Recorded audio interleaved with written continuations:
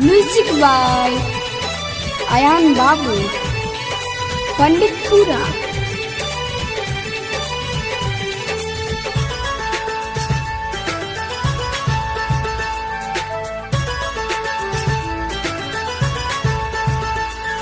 दिलवा के अपना रानी बोल कैसे समझाई।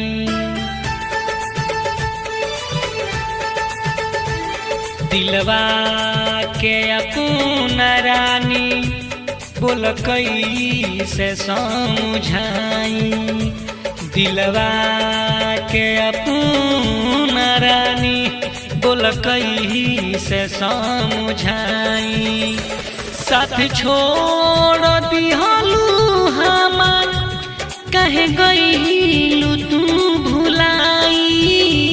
साथ छोड़ दिहलू हमार कहे गईलू तू भुलाई। दिलवा के अपना रानी बोल कैसे समझाई। दिलवा के अपना रानी बोल कैसे समझाई।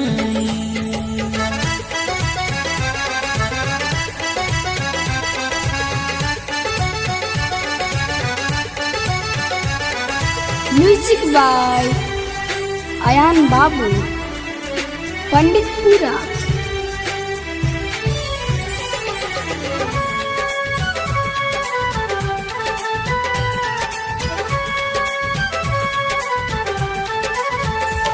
हाथवा में हाथ देके वादा के कइले रहलू।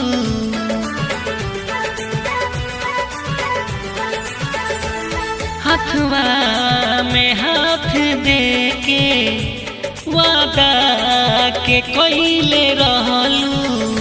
शादी करे मत हसे इहे तू हमसे कहलू। शादी करे मत हसे इहे तू हमसे कहलू। साथ छोड़ दिहलू गोरी कहे गईलू तू भुलाई।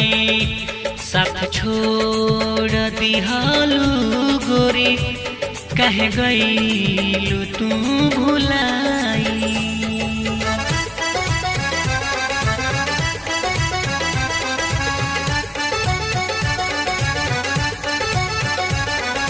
म्यूजिक बाय अयान बाबू पंडितपुरा।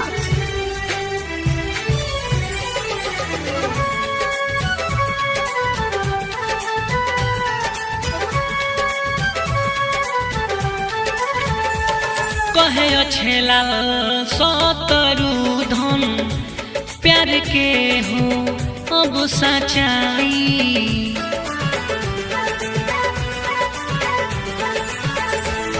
कहे अछेला सतरू धन प्यार के हो अब सच्चाई। ताहर डोली जहिया उठी हमार रथी तहिए जाई। ताहर डोली जहिया उठी हमार रथी तहिए जाई। अखिया से आंसू आवे जग में होता हंसाई। अखिया से आंसू आवे जग में होता हंसाई।